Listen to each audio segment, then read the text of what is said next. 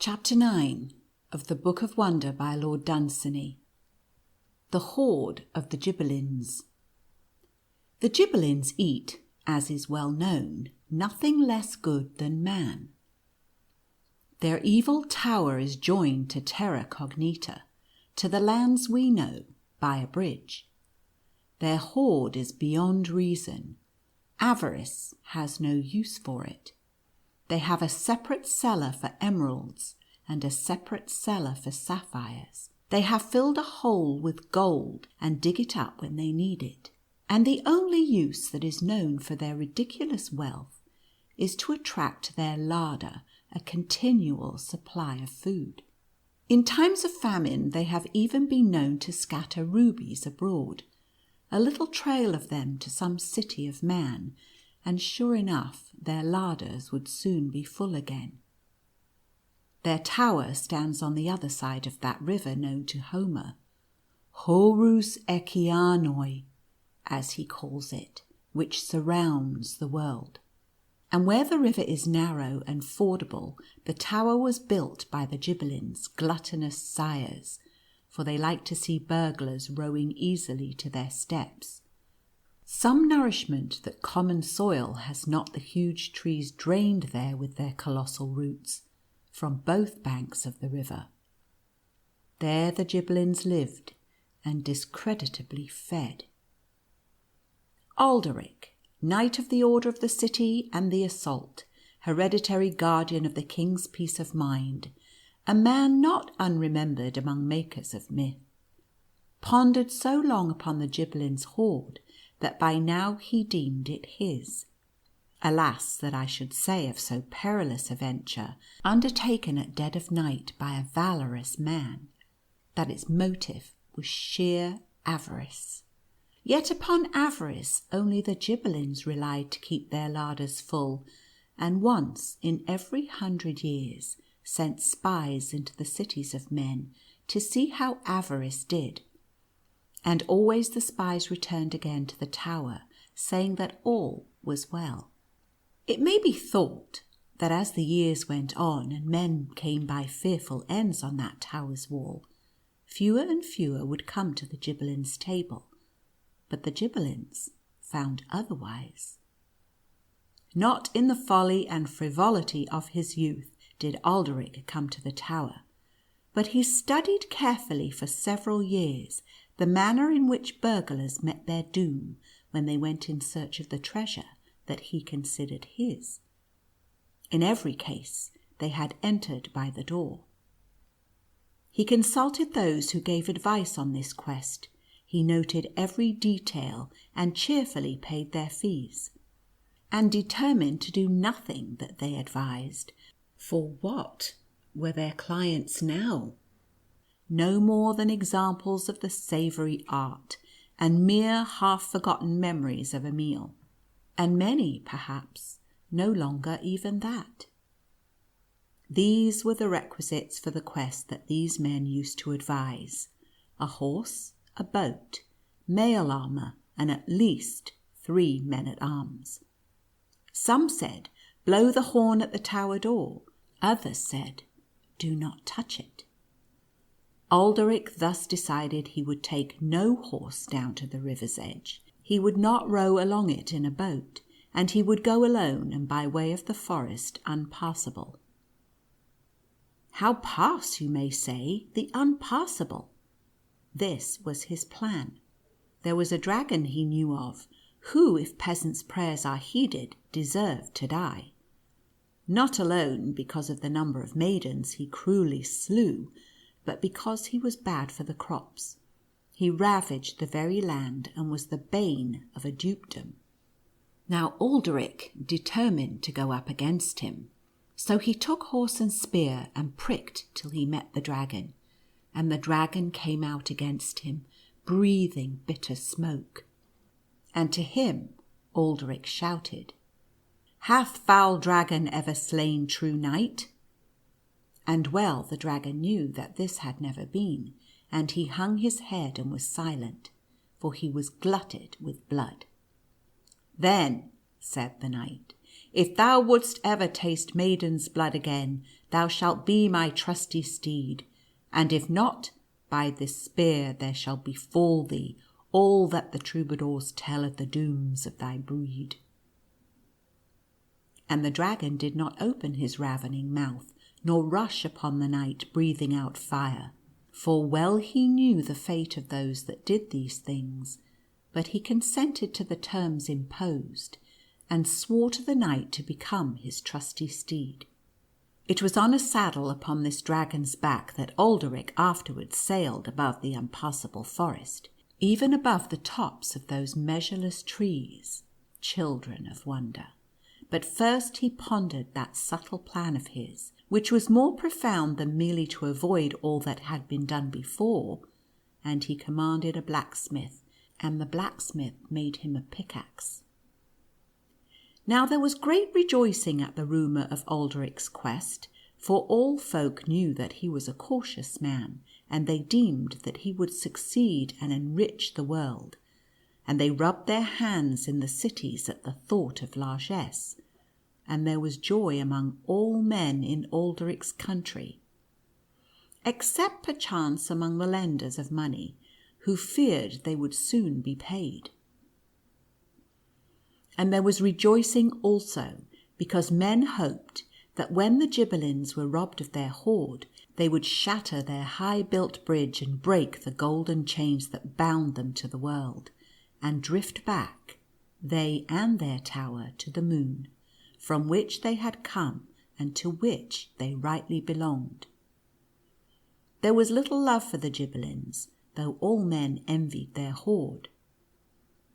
So they all cheered that day when he mounted his dragon, as though he was already a conqueror, and what pleased them more than the good that they hoped he would do to the world was that he scattered gold as he rode away, for he would not need it, he said, if he found the Gibelins' hoard, and he would not need it more if he smoked on the Gibelins' table. When they heard that he had rejected the advice of those that gave it, some said that the knight was mad, and others said he was greater than those what gave the advice, but none appreciated the worth of his plan. He reasoned thus. For centuries men had been well advised and had gone by the cleverest way, while the Gibelins came to expect them to come by boat, and to look for them at the door whenever their larder was empty, even as a man looketh for a snipe in a marsh.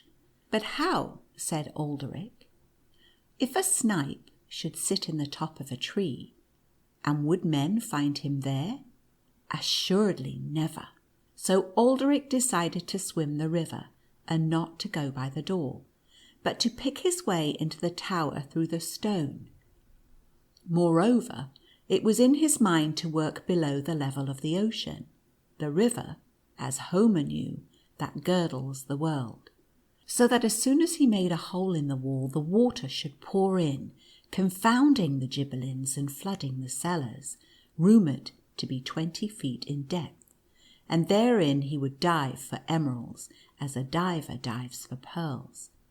And on the day that I tell of, he galloped away from his home, scattering largesse of gold, as I have said, and passed through many kingdoms, the dragon snapping at maidens as he went, but being unable to eat them because of the bit in his mouth, and earning no gentler reward than a spur thrust where he was softest. And so they came to the swart arboreal precipice of the unpassable forest. The dragon rose at it with a rattle of wings. Many a farmer near the edge of the world saw him up there, where yet the twilight lingered, a faint black wavering line, and mistaking him for a row of geese going inland from the ocean, went into their houses cheerily rubbing their hands, and saying that winter was coming, and that we should soon have snow. Soon even there the twilight faded away, and when they descended at the edge of the world it was night, and the moon was shining. Ocean, the ancient river, narrow and shallow there, flowed by and made no murmur. Whether the Gibberlins banqueted or whether they watched by the door, they also made no murmur, and Alderic dismounted and took his armour off, and saying one prayer to his lady, swam with his pickaxe. He did not part from his sword for fear that he meet with a Gibberlin. Landed the other side, he began to work at once, and all went well with him. Nothing put out its head from any window, and all were lighted so that nothing within could see him in the dark. The blows of his pickaxe were dulled in the deep walls. All night he worked. No sound came to molest him, and at dawn the last rock swerved and tumbled inwards, and the river poured in after. Then Alderic took a stone and went to the bottom step, and hurled the stone at the door. He heard the echoes roll into the tower. Then he ran back and dived through the hole in the wall. He was in the emerald cellar. There was no light in the lofty vault above him, but diving through 20 feet of water, he felt the floor all rough with emeralds, and open coffers full of them. By a faint ray of the moon, he saw that the water was green with them, and easily filling a satchel, he rose again to the surface, and there were the Gibberlins, waist deep in the water, with torches in their hands. And without saying a word, or even smiling, they neatly hanged him on the outer wall, and the tale is one of those that have not a happy ending. End of chapter 9.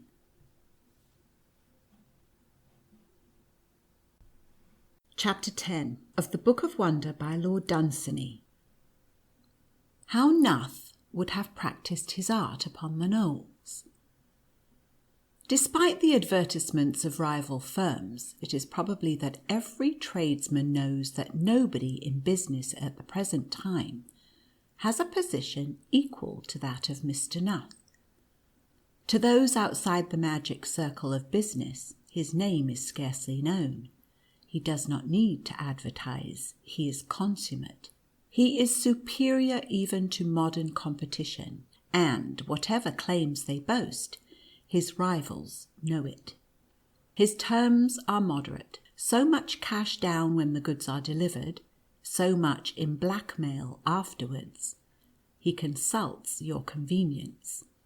His skill may be counted upon. I have seen a shadow on a windy night move more noisily than Nuth, for Nuth is a burglar by trade.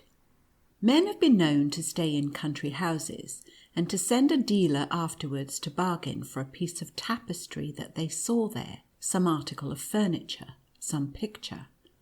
This is bad taste. But those whose culture is more elegant invariably send Nuth a night or two after their visit. He has a way with tapestry. You would scarcely notice that the edges had been cut. And often when I see some huge new house full of old furniture and portraits from other ages, I say to myself, these mouldering chairs, these full-length ancestors and carved mahogany are the produce of the incomparable Nuth. It may be urged against my use of the word incomparable that in the burglary business the name of Slith stands paramount and alone, and of this I am not ignorant. But Slith is a classic, and lived long ago, and knew nothing at all of modern competition, besides which the surprising nature of his doom has possibly cast a glamour upon Slith that exaggerates in our eyes his undoubted merits. It must not be thought that I am a friend of Nuth's. On the contrary, such politics as I have are on the side of property, and he needs no words from me, for his position is almost unique in trade, being among the very few that do not need to advertise.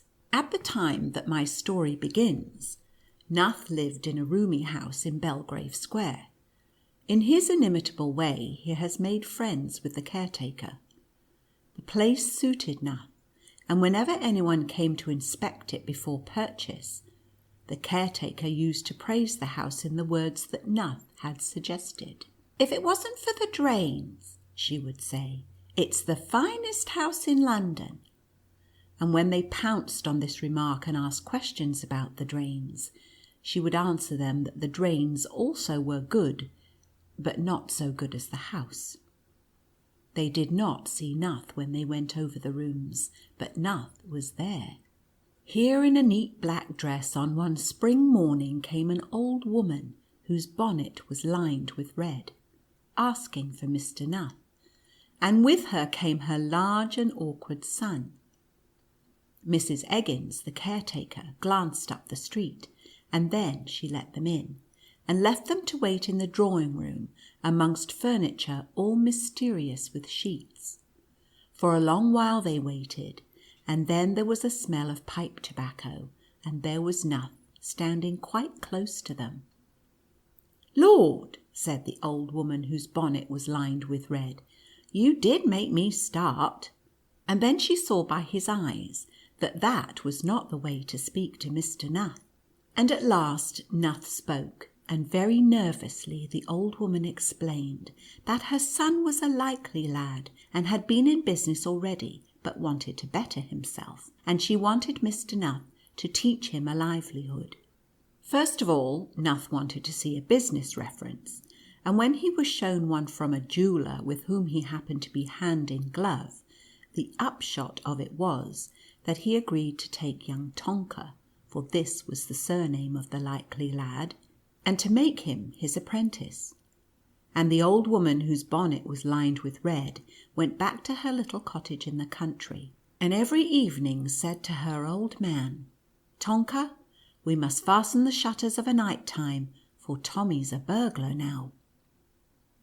The details of the likely lad's apprenticeship I do not propose to give, for those that are in the business know those details already, and those that are in other businesses care only for their own, while men of leisure who have no trade at all would fail to appreciate the gradual degrees by which Tommy Tonka came first to cross bare boards, covered with little obstacles in the dark, without making any sound, and then to go silently up creaky stairs, and then to open doors, and lastly to climb. Let it suffice that the business prospered greatly, while glowing reports of Tommy Tonka's progress were sent from time to time to the old woman, whose bonnet was lined with red, in the laborious handwriting of Nuth. Nuth had given up lessons in writing very early, for he seemed to have some prejudice against forgery, and therefore considered writing a waste of time. And then there came the transaction with Lord Castle Norman at his Surrey residence. Nuth selected a Saturday night, for it chanced that Saturday was observed as Sabbath in the family of Lord Castle Norman, and by 11 o'clock the whole house was quiet. 5 minutes before midnight, Tommy Tonka, instructed by Mr. Nuth, who waited outside, came away with one pocketful of rings and shirt studs. It was quite a light pocketful, but the jewellers in Paris could not match it without sending specially to Africa, so that Lord Castle Norman had to borrow bone shirt studs. Not even rumour whispered the name of Nuth. Were I to say that this turned his head, there were those to whom the assertion would give pain, for his associates hold that his astute judgment was unaffected by circumstance. I will say, therefore, that it spurred his genius to plan what no burglar had ever planned before. It was nothing less than to burgle the house of the Knowles, and this that abstemious man unfolded to Tonka over a cup of tea. Had Tonka not been nearly insane with pride over their recent transaction, and had he not been blinded by a veneration for Nuth, he would have, but I cry over spilt milk. He expostulated respectfully. He said he would rather not go. He said it was not fair. He allowed himself to argue, and in the end, one windy October morning, with a menace in the air, found him and Nuth drawing near to the dreadful wood. Nuth, by weighing little emeralds against pieces of common rock, had ascertained the probable weight of those house ornaments that the Knowles are believed to possess in the narrow lofty house wherein they have dwelt from of old. They decided to steal 2 emeralds, and to carry them between them on a cloak. But if they should be too heavy, one must be dropped at once. Nuth warned young Tonka against greed, and explained that the emeralds were worth less than cheese until they were safe away from the dreadful wood. Everything had been planned, and they walked now in silence. No track led up to the sinister gloom of the trees, either of men or cattle. Not even a poacher had been there snaring elves for over 100 years. You did not trespass twice in the dells of the Knowles.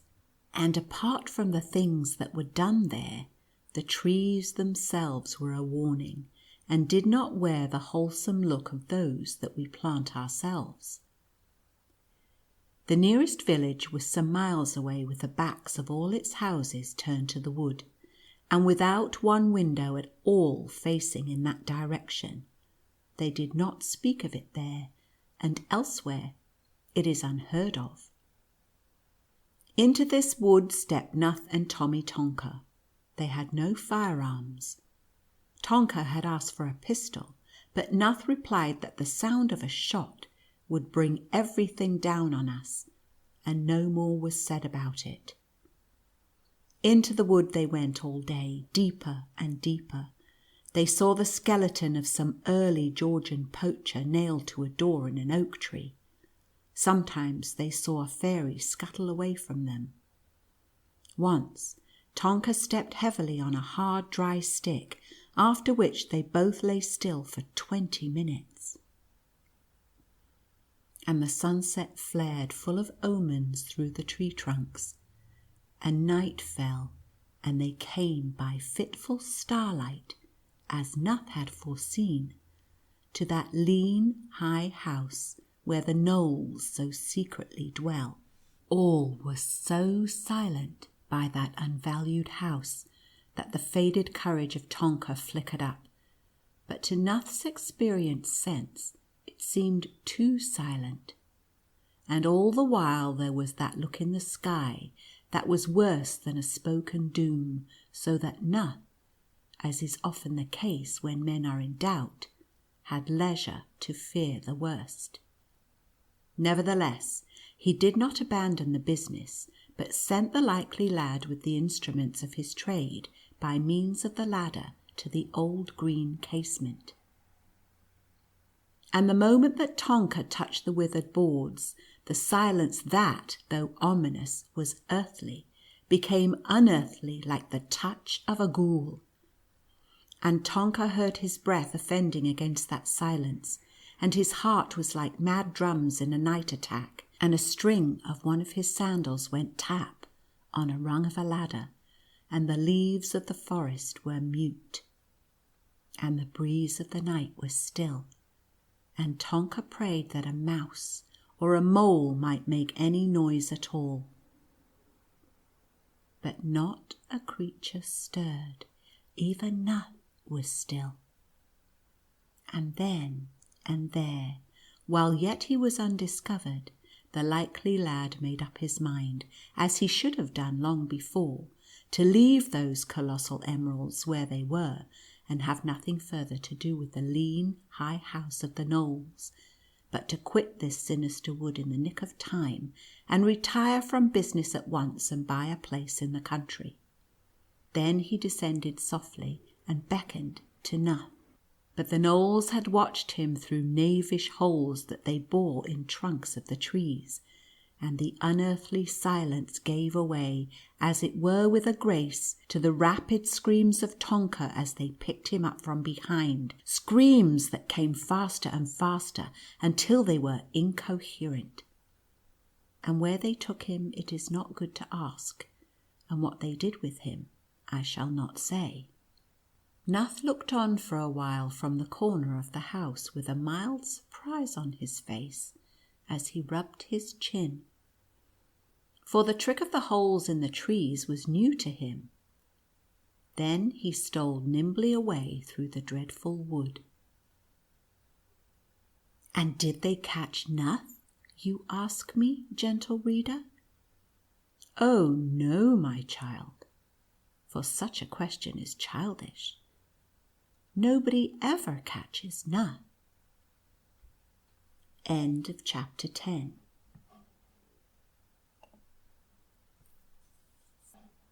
Chapter 11 of the Book of Wonder by Lord Dunsany. How one came, as was foretold, to the city of Never. The child that played about the terraces and gardens in sight of the Surrey hills never knew that it was he that should come to the ultimate city, never knew that he should see the underpits, the barbicans and the holy minarets of the mightiest city known. I think of him now as a child with a little red watering can, going about the gardens on a summer's day that lit the warm south country, his imagination delighted with all tales of quite little adventures, and all the while there was reserved for him that feat at which men wonder. Looking in other directions, away from the Surrey hills, through all his infancy, he saw that precipice that, wall above wall and mountain above mountain, stands at the edge of the world, and in perpetual twilight, alone with the moon and the sun, holds up the inconceivable city of Never. To tread its streets he was destined, prophecy knew it. He had the magic halter, and a worn old rope it was. An old wayfaring woman had given it to him. It had the power to hold any animal whose race had never known captivity, such as the unicorn, the hippogriff Pegasus, dragons and wyverns. But with a lion, giraffe, camel, or horse, it was useless. How often we have seen that city of Never, that marvel of the nations, not when it is night in the world, and we can see no further than the stars, not when the sun is shining where we dwell, dazzling our eyes, but when the sun has set on some stormy days, all at once repentant at evening, and those glittering cliffs reveal themselves, which we almost take to be clouds, and it is twilight with us as it is for ever with them. Then on their gleaming summits we see those golden domes that overpeer the edges of the world, and seem to dance with dignity and calm in that gentle light of evening that is wonder's native haunt. Then does the city of Never, unvisited and afar, look long at her sister, the world. It had been prophesied that he should come there. They knew it when the pebbles were being made, and before the isles of coral were given unto the sea. And thus the prophecy came into fulfilment and passed into history, and so at length to oblivion, out of which I drag it as it goes floating by, into which I shall one day tumble. The hippogriffs dance before dawn in the upper air. Long before sunrise flashes upon our lawns, they go to glitter in light that has not yet come to the world.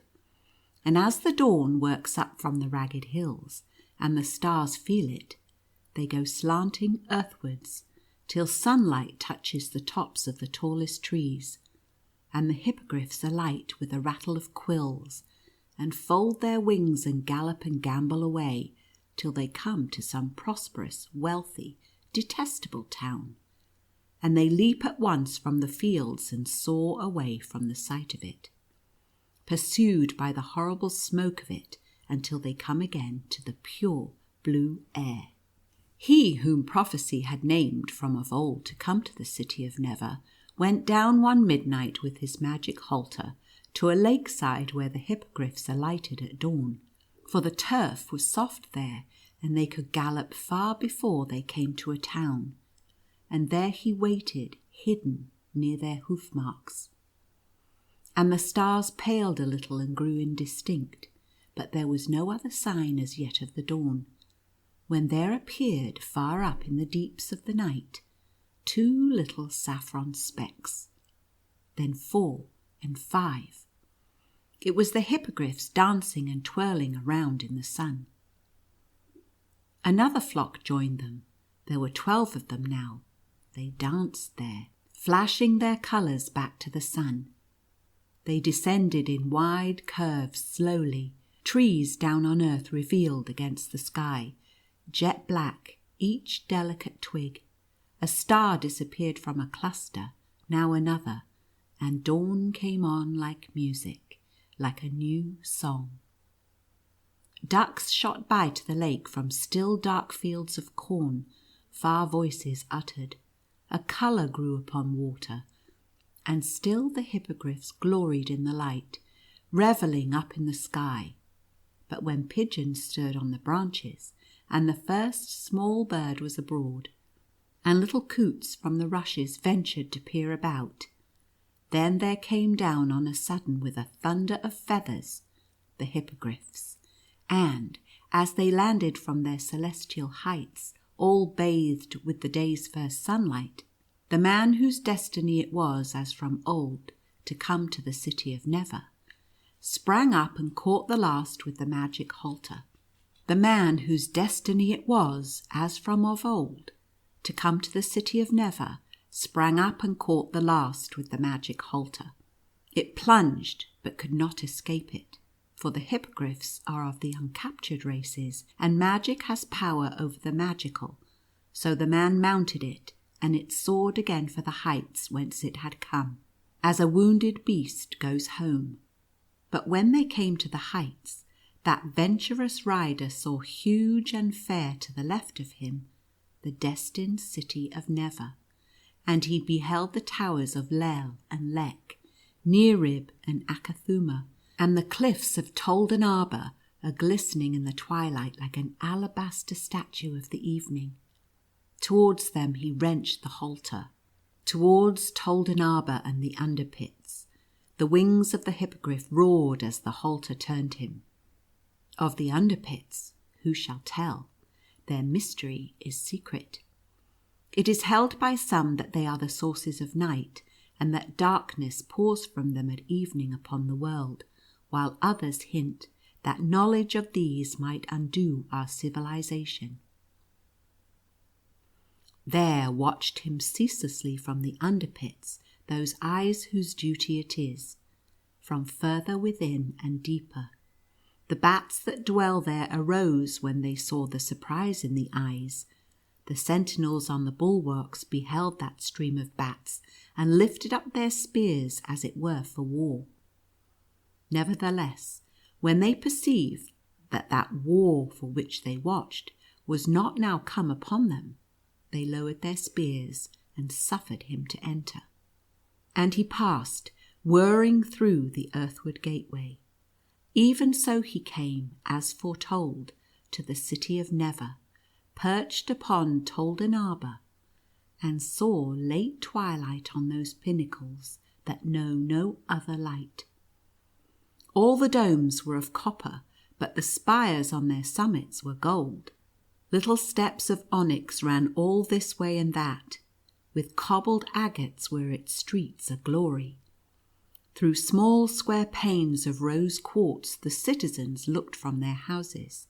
To them, as they looked abroad, the world far off seemed happy.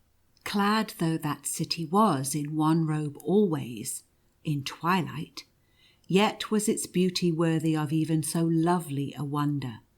City and twilight were both peerless, but for each other.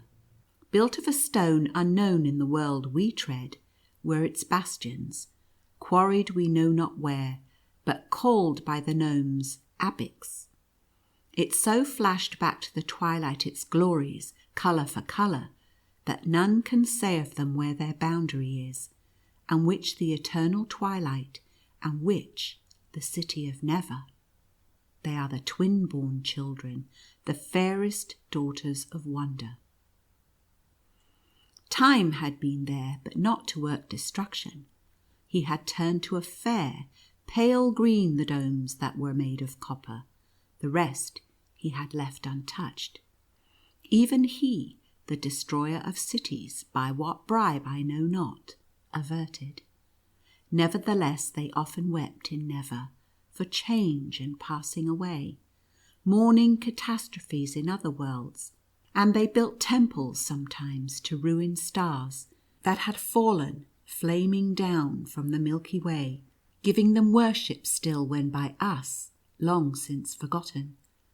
Other temples they have, who knows to what divinities? And he that was destined alone of men to come to the city of Never was well content to behold it, as he trotted down its agate street, with the wings of his hippogriff furled, seeing at either side of him marvel on marvel, of which even China is ignorant. Then, as he neared the city's further rampart, by which no inhabitant stirred, and looked in a direction to which no houses faced, with any rose-pink windows, he suddenly saw, far off, dwarfing the mountains, an even greater city. Whether that city was built upon the twilight, or whether it rose from the coasts of some other world, he did not know. He saw it dominate the city of Never, and strove to reach it. But at this unmeasured home of unknown colossi, the hippogriff shied frantically, and neither the magic halter nor anything that he did could make the monster face it. At last, from the city of Never's lonely outskirts, where no inhabitants walked, the rider turned slowly earthward. He knew now why all the windows faced this way. The denizens of the twilight gazed at the world, and not at a greater than them. Then, from the last step of the earthward stairway that lead past the underpits and down the glittering face of the Tolden Arbour, down from the overshadowed glories of the gold-tipped city of Never, and out of perpetual twilight, swooped the man on his winged monster. The wind that slept at the time leapt up like a dog at their onrush. It uttered a cry and ran past them. Down on the world it was morning. Night was roaming away with his cloak trailed behind him. White mists turned over and over as he went. The orb was grey, but it glittered. Lights blinked surprisingly in early windows. Forth over wet, dim fields went cows from their houses. Even in this hour touched the fields again the feet of the hippogriff. And the moment that the man dismounted and took off his magic halter, the hippogriff flew slanting away with a whir, going back to some airy dancing place of his people. And he that surmounted glittering Tolden Arbour, and came alone of men to the city of Never, has his name and his fame among nations. But he and the people of that twilit city well know two things, unguessed by other men: that there is another city fairer than theirs, and he a deed unaccomplished. End of chapter 11.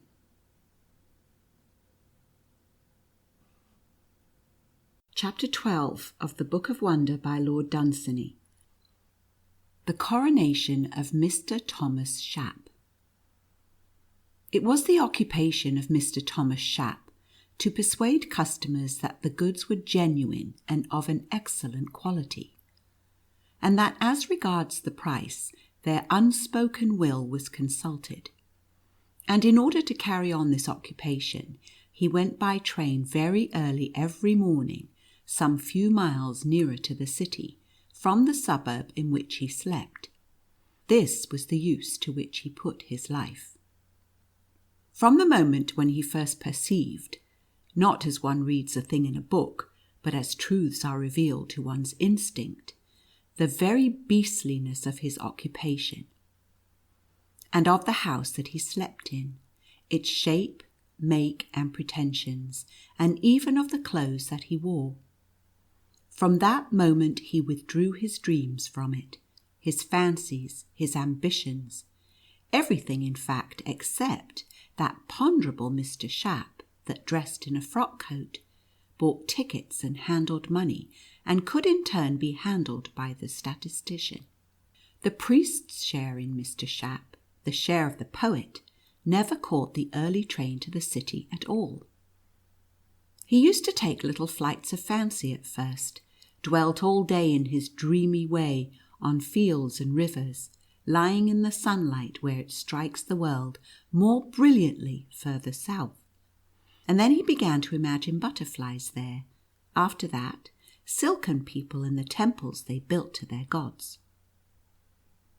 They noticed that he was silent and even absent at times, but they found no fault with his behaviour with customers, to whom he remained as plausible as of old. So he dreamed for a year, and his fancy gained strength as he dreamed. He still read halfpenny papers in the train, still discussed the passing day's ephemeral topic, still voted at elections, though he no longer did these things with the whole Shap. His soul was no longer in them. He had had a pleasant year.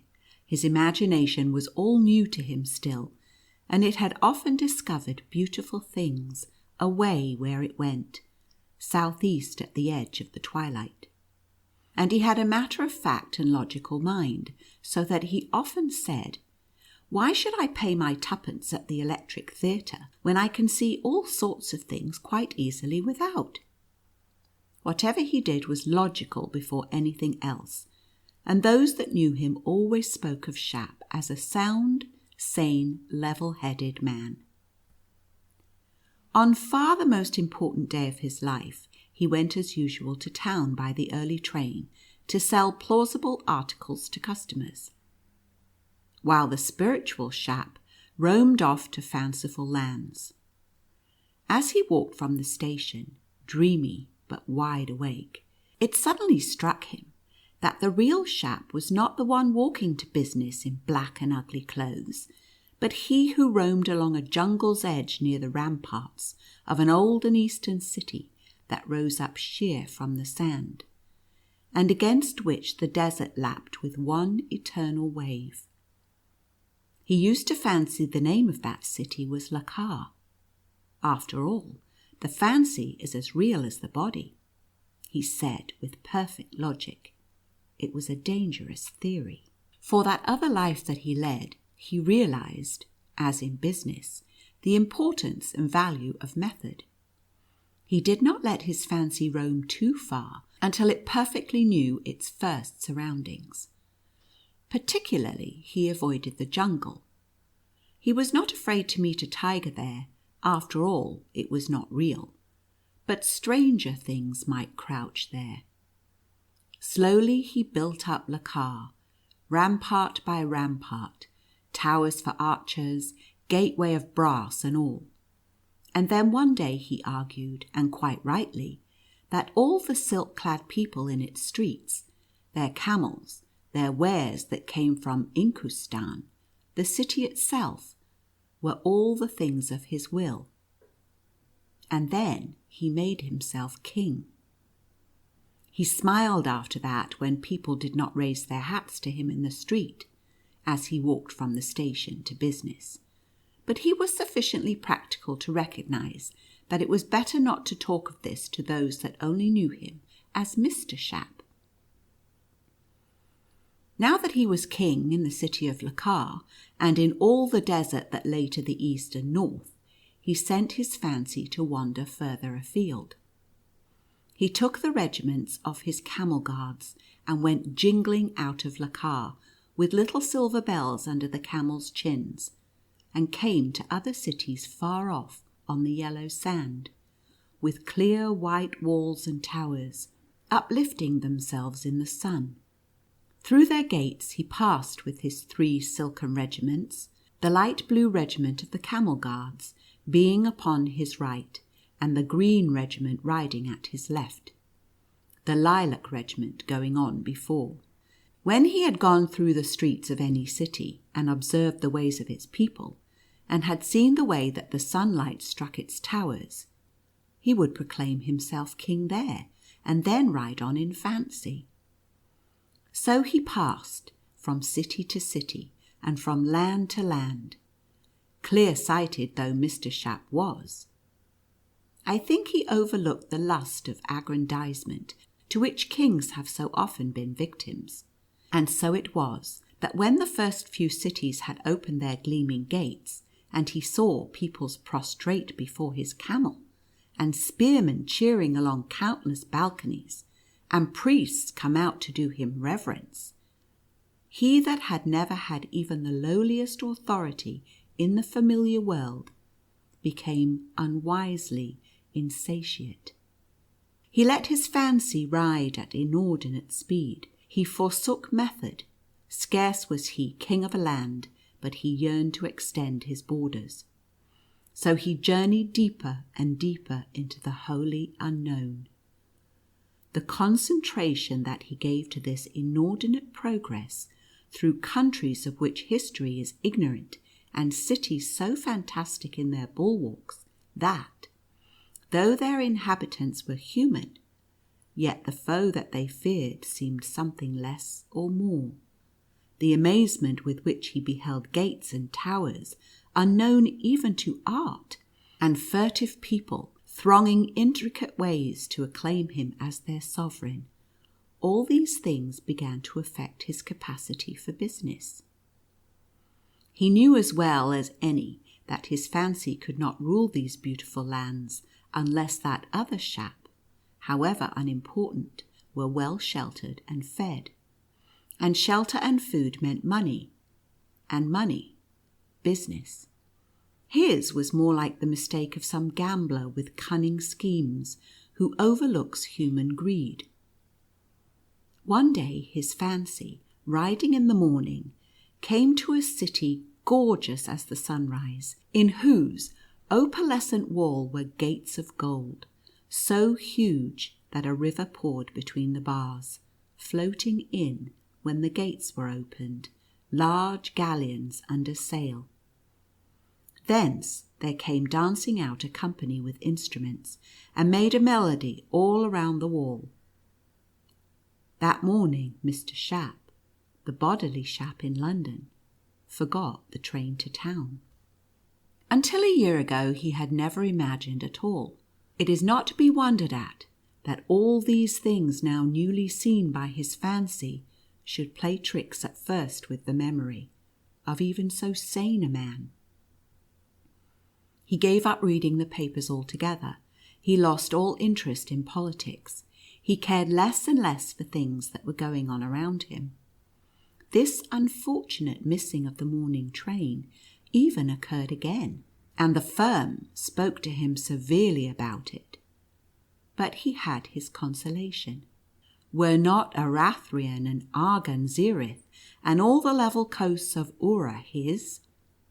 And even as the firm found fault with him, his fancy watched the yaks on weary journeys, slow specks against the snowfields bringing tribute, and saw the green eyes of the mountain men who had looked at him strangely in the city of Nith when he had entered it by the desert door. Yet his logic did not forsake him. He knew well that his strange subjects did not exist, but he was prouder of having created them with his brain than merely of ruling them only. Thus, in his pride, he felt himself something more great than a king. He did not dare to think what. He went into the temple of the city of Zora and stood some time there alone. All the priests kneeled to him when he came away. He cared less and less for the things we care about, for the affairs of Shap, the business man in London. He began to despise the man with royal contempt. One day when he sat in Saula, the city of the Thulls, throned on one amethyst, he decided, and it was proclaimed on the moment by silver trumpets all along the land, that he would be crowned as king over all the lands of wonder. By that old temple where the Thulls were worshipped year in, year out, for over 1,000 years, they pitched pavilions in the open air. The trees that blew there threw out radiant scents unknown in any countries that know the map. The stars blazed fiercely for that famous occasion.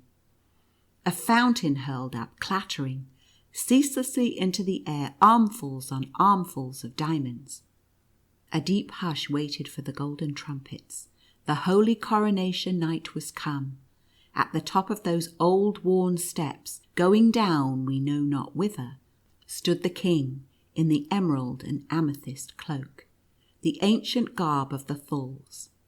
Beside him lay that Sphinx that for the last few weeks had advised him in his affairs.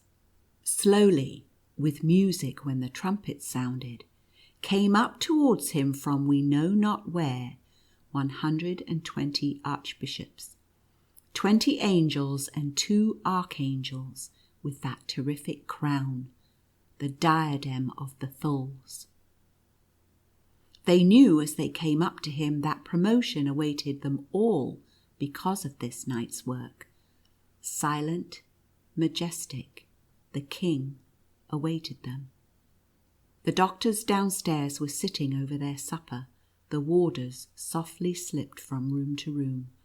And when in that cosy dormitory of Hanwell they saw the king still standing erect and royal, his face resolute, they came up to him and addressed him. "Go to bed," they said, "pretty bed." So he lay down and soon was fast asleep. The great day was over. End of chapter 12. Chapter 13 of the Book of Wonder by Lord Dunsany. Chubu and Sheemish.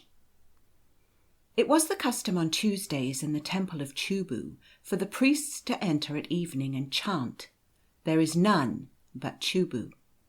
And all the people rejoiced and cried out, "There is none but Chubu." And honey was offered to Chubu, and maize and fat. Thus was he magnified. Chubu was an idol of some antiquity, as may be seen from the colour of the wood. He had been carved out of mahogany, and after he was carved he had been polished.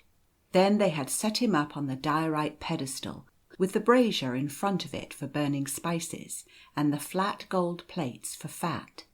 Thus they worshipped Chubu. He must have been there for over 100 years, when one day the priests came in with another idol into the temple of Chubu, and set it up on a pedestal near Chubu's, and sang, "There is also Sheemish." And all the people rejoiced and cried out, "There is also Sheemish." Sheemish was palpably a modern idol, and although the wood was stained with a dark red dye, you could see that he had only just been carved. And honey was offered to Sheemish as well as Chubu, and also maize and fat. The fury of Chubu knew no time limit.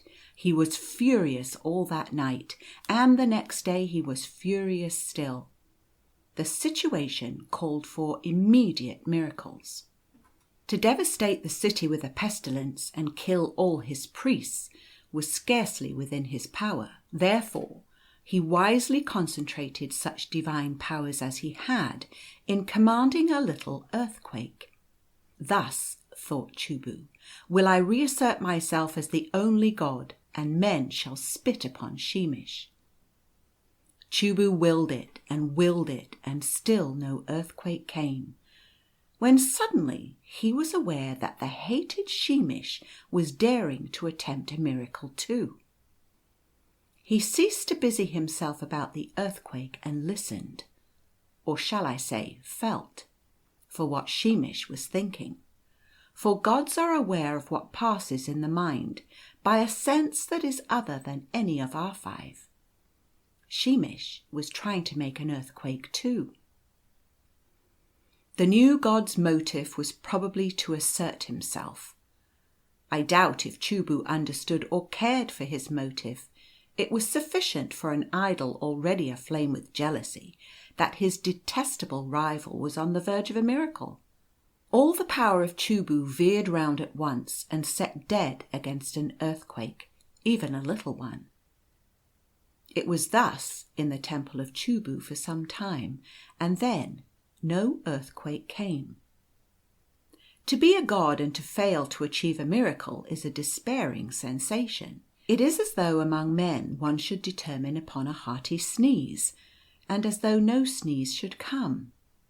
It is as though one should try to swim in heavy boots, or remember a name that is utterly forgotten. All these pains were Shemish's. And upon Tuesday the priest came in, and the people, and they did worship Chubu, and offered fat to him, saying, "O Chubu, who made everything." And then the priest sang, "There is also Shemish." And Chubu was put to shame, and spake not for 3 days. Now there were holy birds in the temple of Chubu, and when the 3rd day was come and the night thereof, it was as it were revealed to the mind of Chubu that there was dirt upon the head of Shemish. And Chubu spake unto Shemish as speak the gods, moving no lips nor yet disturbing the silence, saying, "There is dirt upon thy head, O Shemish." All night long he muttered again and again, "There is dirt upon Shemish's head." And when it was dawn and voices were heard far off, Chubu became exultant with earth's awakening things, and cried out till the sun was high, "Dirt, dirt, dirt upon the head of Shemish." And at noon he said, "So Shemish would be a god." Thus was Shemish confounded. And with Tuesday one came and washed his head with rose water, and he was worshipped again, when they sang, "There is also Shemish." And yet was Chubu content, for he said, "The head of Shemish has been defiled." And again, "His head was defiled. It is enough." And one evening, lo, there was dirt on the head of Chubu also, and the thing was perceived of Shemish. It is not with the gods as it is with men. We are angry one with another and turn from our anger again, but the wrath of the gods is enduring. Chubu remembered, and Shemish did not forget. They spake as we do not speak, in silence, yet heard of each other, nor were their thoughts as our thoughts. We should not judge them merely by human standards. All night long they spake, and all night said these words only, "Dirty Chubu, dirty Shemish, dirty Chubu, dirty Shemish," all night long. Their wrath had not tired at dawn, and neither had wearied of his accusation. And gradually Chubu came to realize that he was nothing more than the equal of Shemish. All gods are jealous, but this equality with the upstart Shemish, a thing of painted wood 100 years newer than Chubu, and this worship given to Shemish in Chubu's own temple, were particularly bitter. Chubu was jealous, even for a god, and when Tuesday came again, the 3rd day of Shemish's worship, Chubu could bear it no longer. He felt that his anger must be revealed at all costs, and he returned with all the vehemence of his will to achieving a little earthquake.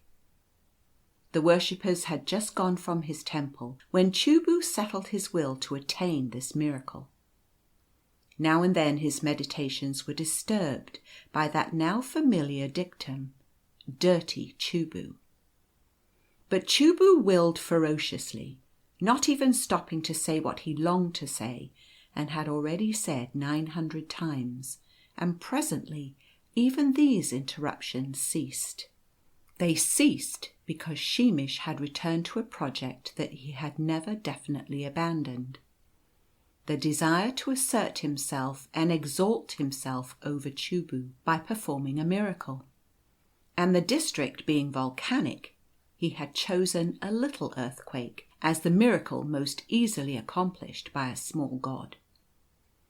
Now an earthquake that is commanded by 2 gods has double the chance of fulfilment than when it is willed by one, and an incalculably greater chance than when 2 gods are pulling different ways, as, To take the case of older and greater gods, when the sun and the moon pull in the same direction, we have the biggest tides. Chubu knew nothing of the theory of tides, and was too much occupied in his miracle to notice what Sheemish was doing. And suddenly the miracle was an accomplished thing. It was a very local earthquake, for there are other gods than Chubu or even Sheemish, and it was only a little one as the gods had willed. But it loosened some monoliths in a colonnade that supported one side of the temple, and the whole of one wall fell in. And the low huts of the people of that city were shaken a little, and some of their doors were jammed so that they would not open. It was enough, and for a moment it seemed that it was all. Neither Chubu nor Sheemish commanded that there should be more, but they had set in motion an old law, older than Chubu, the law of gravity, that colonnade had held back for 100 years, and the temple of Chubu quivered, and then stood still, swayed once, and was overthrown on the heads of Chubu and Sheemish. No one rebuilt it, for nobody dared to near such terrible gods. Some said that Chubu wrought the miracle, but some said Sheemish. And thereof schism was born. The weakly amiable, alarmed by the bitterness of rival sects, sought compromise and said that both had wrought it. But no one guessed the truth, that the thing was done in rivalry. And a saying arose, and both sects held this belief in common: those who toucheth Chubu shall die, or whoso looketh upon Sheemish. That is how Chubu came into my possession when I travelled once beyond the hills of Ting. I found him in the fallen temple of Chubu, with his hands and toes sticking up out of the rubbish, lying upon his back, and in that attitude, just as I found him, I keep him to this day on my mantelpiece, as he is less liable to be upset that way. Sheemish was broken, so I left him where he was. And there is something so helpless about Chubu with his fat hands stuck up in the air, that sometimes I am moved out of compassion to bow down to him and pray, saying, "O Chubu, thou that made everything, help thy servant." Chubu cannot do much, though once I am sure that at a game of bridge he sent me the ace of trumps, after I had not held a card worth having for the whole of the evening. And chance alone could have done as much as that for me. But I do not tell this to Chubu. End of chapter 13. Chapter 14 of the Book of Wonder by Lord Dunsany. The Wonderful Window. The old man in the oriental-looking robe was being moved on by the police, and it was this that attracted to him and the parcel under his arm the attention of Mr. Sladen, whose livelihood was earned in the emporium of Messrs. Mergin and Chater, that is to say, in their establishment. Mr. Sladen had the reputation of being the silliest young man in business. A touch of romance, a mere suggestion of it, would send his eyes gazing away as though the walls of the emporium were of gossamer and London itself a myth, instead of attending to customers. Merely the fact that the dirty piece of paper that wrapped the old man's parcel was covered with Arabic writing was enough to give Mr. Sladen the idea of romance, and he followed until the little crowd fell off, and the stranger stopped by the curb and unwrapped his parcel and prepared to sell the thing that was inside it. It was a little window in old wood with small panes set in lead. It was not much more than a foot in breadth and was under 2 feet long.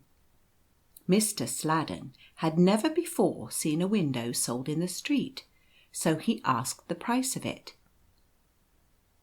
"Its price is all you possess," said the old man. "Where did you get it?" said Mr. Sladen, for it was a strange window. I gave all that I possessed for it in the streets of Bagdad." "Did you possess much?" said Mr. Sladen. "I had all that I wanted," he said, "except this window." "It must be a good window," said the young man. "It is a magical window," said the old one. "I have only 10 shillings on me, but I have 15 and 6 at home." The old man thought for a while. "Then 25 and 6pence is the price of the window," he said. It was only when the bargain was completed, and the 10 shillings paid, and the strange old man was coming for his 15 and 6, and to fit the magical window into his only room, that it occurred to Mr. Sladen's mind that he did not want a window. And then they were at the door of the house in which he rented a room, and it seemed too late to explain. The stranger demanded privacy when he fitted up the window, so Mr. Sladen remained outside the door at the top of a little flight of creaky stairs. He heard no sound of hammering. And presently the strange old man came out with his faded yellow robe and his great beard and his eyes on far off places. "It is finished," he said, and he and the young man parted. And whether he remained a spot of colour and an anachronism in London, or whether he ever came again to Bagdad, and what dark hands kept on the circulation of his 25 and 6, Mr. Sladen never knew. Mr. Sladen entered the bare boarded room in which he slept, and spent all his indoor hours between closing time and the hour at which Messrs. Mergin and Chater commenced. To the penates of so dingy a room, his neat frock coat must have been a continual wonder. Mr. Sladen took it off and folded it carefully, and there was the old man's window, rather high up in the wall. There had been no window in that wall hitherto, nor any ornament at all, but a small cupboard. So when Mr. Sladen had put his frock coat safely away, he glanced through his new window. It was where his cupboard had been in which he kept his tea things. They were all standing on the table now. When Mr. Sladen glanced through his new window, it was late in a summer's evening. The butterflies some while ago would have closed their wings, though the bat would scarcely yet be drifting abroad. But this was in London. The shops were shut, and street lamps not yet lighted. Mr. Sladen rubbed his eyes, then rubbed the window, and still he saw a sky of blazing blue, and far, far down beneath him, so that no sound came up from it or smoke of chimneys, a mediaeval city set with towers, brown roofs and cobbled streets, and then white walls and buttresses, and beyond them bright green fields and tiny streams. On the towers archers lolled, and along the walls were pikemen, and now and then a waggon went down some old world street and lumbered through the gateway and out to the country. And now and then a waggon drew up to the city from the mist that was rolling with evening over the fields. Sometimes folks put their heads out of lattice windows. Sometimes some idle troubadour seemed to sing, and nobody hurried or troubled about anything.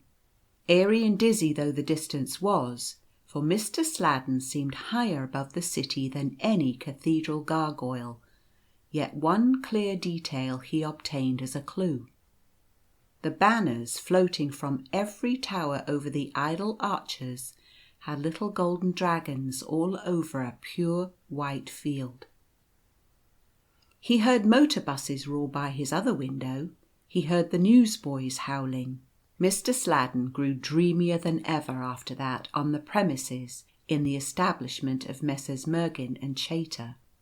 But in one matter he was wise and wakeful. He made continuous and careful inquiries about the golden dragons on a white flag, and talked to no one of his wonderful window. He came to know the flags of every king in Europe. He even dabbled in history. He made inquiries at shops that understood heraldry, but nowhere could he learn any trace of little dragons, or on a field argent. And when it seemed that for him alone those dragons had fluttered, he came to love them as an exile in some desert might love the lilies of his home, or as a sick man might love swallows when he cannot easily live to another spring. As soon as Messrs. Mergin and Chaytor closed, Mr. Sladden used to go back to his dingy room and gaze through the wonderful window until it grew dark in the city, and the guard would go with a lantern round the ramparts, and the night came up like velvet, full of strange stars. Another clue he tried to obtain one night by jotting down the shapes of the constellations. But this led him no further, for they were unlike any that shone upon either hemisphere. Each day as soon as he woke he went first to the wonderful window, and there was the city, diminutive in the distance, all shining in the morning, and the golden dragons dancing in the sun, and the archers stretching themselves or swinging their arms on the tops of the windy towers. The window would not open, so that he never heard the songs that the troubadours sang down there beneath the gilded balconies. He did not even hear the belfries' chimes, though he saw the jackdaws routed every hour from their homes. And the first thing that he always did was to cast his eye round all the little towers that rose up from the ramparts, to see that the little golden dragons were flying there on their flags. And when he saw them flaunting themselves on white folds from every tower against the marvellous deep blue of the sky, he dressed contentedly, and taking one last look, went off to his work with a glory in his mind. It would have been difficult for the customers of Messrs. of Mergin and Chaytor to guess the precise ambition of Mr. Sladden as he walked before them in his neat frock coat. It was that he might be a man-at-arms or an archer, in order to fight for the little golden dragons that flew on a white flag for the unknown king in an inaccessible city.